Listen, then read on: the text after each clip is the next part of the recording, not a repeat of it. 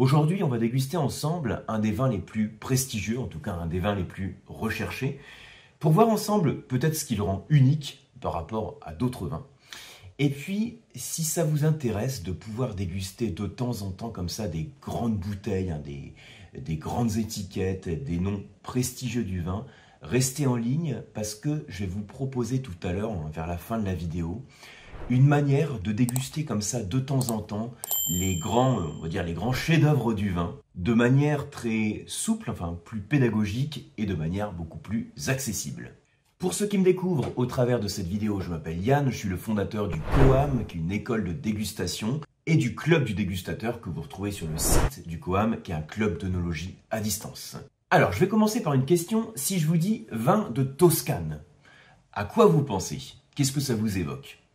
Alors, je pense que vous allez penser spontanément au Chianti, peut-être au Brunello di Montalcino, donc autre appellation connue, Vino Nobile di Montepulciano. Tout ça, ce sont des appellations qu'on a au sein de la Toscane, avec un cépage clé, un raisin clé, que vous connaissez peut-être, sinon il faut absolument l'avoir en tête, c'est le Sangiovese. Mais vous savez, ce qu'a bâti aussi la réputation des vins de Toscane et le prestige des vins de Toscane, c'est une catégorie bien particulière que l'on a au sein de ces vins, qu'on appelle les super toscans. Alors, je ne sais pas si vous connaissez la notion de super toscan. Pour l'expliquer de manière simple, j'aime bien présenter les vins de Toscane, enfin l'approche des vins de Toscane, avec deux visions différentes. Vous avez la vision des vins classiques qu'on associe aux grandes appellations de Toscane, je parlais de Chianti tout à l'heure, avec le cépage Sangiovese. Et ensuite, les producteurs de cette catégorie de vins qui sont les super toscans, qui vont choisir en fait d'utiliser, au lieu d'utiliser le cépage Sangiovese, d'utiliser des cépages internationaux, je pense au Cabernet, Cabernet Sauvignon, Cabernet Franc, Merlot par exemple, et qu'on va retrouver sur des grands terroirs de la côte toscane. Alors initialement, du coup, ces vins qui étaient produits comme ça sur la côte toscane avec des cépages internationaux, ils avaient aucune classification. En tout cas, ils n'étaient pas dans une appellation. Ils pouvaient revendiquer aucune DOC, donc les appellations italiennes, parce que au lieu d'utiliser les cépages toscans, ils avaient recours à des cépages internationaux. Les premiers vins qui étaient produits de cette manière-là, c'était même un peu pour un usage familial. Et le marquis Mario Incisa della Rocchetta a commercialisé un premier millésime en 1968 d'un vin qui s'appelle Sassicaia. Je pense aussi à d'autres producteurs de super toscans comme Antinori, qui produisaient d'excellents assemblages bordelais et qui ont décidé de les promouvoir de manière internationale pour les faire connaître en dehors de l'Italie. Et ça a été un succès très rapide, ça a été aussi influencé et mis en avant par Robert Parker parce que c'était un style qui était proche des vins bordelais, avec ses assemblages de Cabernet Sauvignon, Merlot, les élevages en fût de chêne français, et bref, des grands vins structurés, tanniques, puissants, avec un super potentiel de garde. Donc par la suite, ces vins ont été classés en IGT, donc c'est l'équivalent de nos IGP, ce qu'on appelait avant les vins de pays. Puis, il y a eu une appellation qui a été créée, un Bolgheri, et Bolgheri Sassicaia, qui va être associé à ce vin. Ce vin, je vais vous montrer l'étiquette. Alors, je vous le montre en format vinote, donc en format échantillon. Alors voilà, c'est l'étiquette qui a été remise du coup sur la vinote. Ce qui est ici un format très pratique que j'utilise sur le club du dégustateur, sur mes formations à distance aussi, vous le savez, si vous suivez les formations du COAM. Et c'est aussi ce type de format que je propose de vous envoyer sur des vins prestigieux. Je vais vous en reparler juste après. Pour l'instant, on va se faire plaisir et on va le déguster ensemble. Donc juste pour rappel, donc Sassicaia, c'est un des super toscans les plus mythiques, les plus prestigieux, qui provient d'un terroir donc de galets aussi, de graves, un petit peu comme ce qu'on trouve aussi dans le Bordelais, qui favorise les maturités des cépages Cabernet Sauvignon. Donc là, c'est dominé par le Cabernet Sauvignon, avec un petit peu de Cabernet Franc. On est ici sur le millésime 2008, et c'est un vin qui subit un élevage de 22 mois en fût français. Donc, je vous montre la robe. Alors, à la caméra, je ne sais pas si vous allez voir beaucoup, mais je vais prendre en tout cas le format de fiche de dégustation que je fais dans le club du dégustateur pour vous donner un petit peu mes commentaires, sans rentrer dans le détail. Je ne vais pas faire un truc trop précis, mais simplement vous donner quelques grandes lignes. Donc, on est ici sur une robe limpide, intense, Grenat, donc grenat, c'est à partir du moment où vous avez quelques nuances un petit peu oxydées marron, ce qui est normal sur un vin de cet âge. Avoir une robe violacée, ça aurait été un petit peu surprenant. Et là, rien qu'en parlant du vin, je suis en train de bouger mon verre et je perçois déjà les arômes. C'est-à-dire je suis à cette distance, hein, je commence déjà à percevoir les arômes. Donc quand on perçoit les arômes au niveau du menton, en mettant le nez au niveau du menton, ça veut dire que le vin, entre guillemets, il sent fort, il est prononcé. Et puis, je perçois déjà toute une gamme d'arômes avant même d'avoir oxygéné mon verre. Et le premier arôme qui me vient, avant même d'oxygéner un, c'est le côté un petit peu torréfaction, boîte à cigares, café. Alors, à quoi ça vous fait penser, ce type d'arôme? C'est effectivement lié déjà à l'élevage. Et au-delà de ces notes de torréfaction un petit peu réglissées, alors on va oxygéner le verre, hein, et là j'ai toute une gamme fruitée qui apparaît, des fruits plutôt noirs, de cassis, de prunes, hein.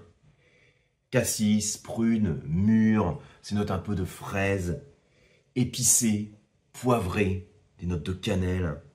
Il y a toute une gamme d'arômes. Vous voyez qu'il y a beaucoup de descripteurs sur différentes familles d'arômes.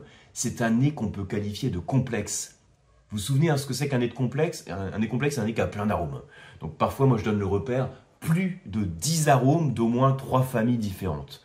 Ça, c'est quand on est obligé de faire un truc carré sur des formations, quand vous devez cocher une case. Et au-delà de toutes ces notes aussi, donc je vous ai parlé de torréfaction tout à l'heure en premier nez, légèrement toasté aussi, vanillé, épicé. J'ai quelques notes florales, alors c'est un peu particulier. C'est quelques notes qui évoquent un peu la violette. Alors, on n'est pas sur de la syrah, c'est parfois un descripteur qu'on associe à ces cépage, mais là, voilà, c'est simplement parmi la gamme d'arômes que je retrouve. On va le déguster ensemble. Quand on déguste ce verre de vin, alors vous, a priori, vous ne l'avez pas chez vous. Alors quand je dis déguster ensemble, vous me regardez déguster, c'est comme ça. Donc vous mettez le vin en bouche et puis on le garde suffisamment longtemps, 8 secondes, 10 secondes, 12 secondes. Pas besoin d'avoir le chrono, mais c'est à peu près. On mâche le vin, on l'oxygène pour essayer de se concentrer sur les équilibres que l'on perçoit. Alors désolé, j'ai oublié le crachoir pour la vidéo. En temps normal, j'aurais recraché, mais bon, là c'est un grand vin. Un petit fond de dégustation sur la vinote, alors on se fait plaisir. Alors les sensations que j'ai tout de suite, et pendant que je vous parle, j'ai encore la langue qui accroche au palais. Donc les tanins sont bien présents, ce qui n'est pas étonnant, vu l'encépagement avec le cabernet. Souvenez-vous, le cabernet c'est une petite baie avec une peau épaisse, donc un bon potentiel en pigments colorants déjà, en couleur, et puis aussi en structure tannique. Donc, si je dois résumer ce que je perçois, donc au niveau du sucre, c'est sec, l'acidité est élevée, c'est un vin qui a beaucoup de fraîcheur, mais on sait que le cabernet, c'est un jus qui donne de l'acidité. Les tanins sont puissants, il y a de la structure en bouche, et donc le corps au final est également puissant. Je perçois en bouche aussi, en rétro-olfaction, quelques notes un peu réglissées, vous savez, ce note de bâton de réglisse, poivré. J'ai moins le côté fruité que j'avais au nez, mais j'ai plus les notes torréfiées, poivrées, épicées, qui vont persister en bouche. Alors, les arômes qui persistent, il n'y a pas seulement l'acidité et la structure tannique qui persistent, il y a les arômes. Parce que c'est deux trucs différents. On cherche à évaluer avant tout la persistance des arômes, parce que c'est ce qui correspond à la longueur en bouche, alors que la persistance de l'acidité ou des tanins, ça correspond à ce que j'appelle la longueur en bouche structurelle. Et donc, cette belle persistance des arômes fait qu'on a un vin qu'on peut qualifier de long en bouche. Il est complexe, il est intense, il est équilibré, il est long en bouche. Donc c'est un vin qui coche tous les critères pour être qualifié d'excellent, avec encore un beau potentiel de garde. C'est un 2008, on avait vu d'ailleurs au niveau de la robe, je vous ai parlé de ces notes un petit peu oxydées, mais au nez et en bouche, on n'a pas du tout un vin qui est trop évolué. Au contraire, l'acidité, les tanins, la complexité aromatique et la présence d'arômes jeunes montrent que c'est encore un vin qui a un potentiel de garde. C'est ce que j'appelle les facteurs attaque. Je vous mets le lien dans le descriptif, c'est une autre vidéo que je vous avais proposée pour les différents facteurs qui expliquent qu'un vin peut vieillir. Donc voilà, ce vin, c'est un bon moment de dégustation que je voulais partager avec vous. Et ce dont je vous parlais tout à l'heure, j'avais déjà échangé là-dessus avec certains d'entre vous. Je vous propose de vous partager de temps en temps des grands vins, comme ça, des grands vins de prestige. Et ce que je vous propose, c'est de sélectionner parfois un de ces grands vins, de le mettre en échantillon et de vous le faire parvenir, parce que c'est une manière, on bénéficie de manière beaucoup plus accessible, et de vous proposer un petit tutoriel de dégustation autour du vin, comme celui-là en un peu plus détaillé, hein. Un petit topo aussi sur le domaine, sur le contexte historique, donc un peu plus détaillé que ce que je vous propose ici. C'est ce que j'appelle les nectars. Je vais vous en parler hein, sur des prochaines newsletters. Ce sera bien sûr des éditions très limitées, parce qu'en général, je prends une seule bouteille et puis on la fait mettre en vinote. Et puis les premiers qui sont intéressés donc, pourront recevoir cet échantillon. Si ça vous intéresse, hein, puisque là je vous le présente comme ça sur le format de ces vidéos, vous pouvez me le dire en commentaire ou bien par email. Hein, donc c'est toujours le mail, hein, contact@lecoam.eu, c'est le mail au travers duquel je vous envoie aussi hein, la newsletter. Donc vous pouvez me le dire par retour de mail, en commentaire, et je reviendrai vers vous très vite à ce sujet. Merci pour votre attention sur cette belle dégustation. Bonne journée et santé à vous.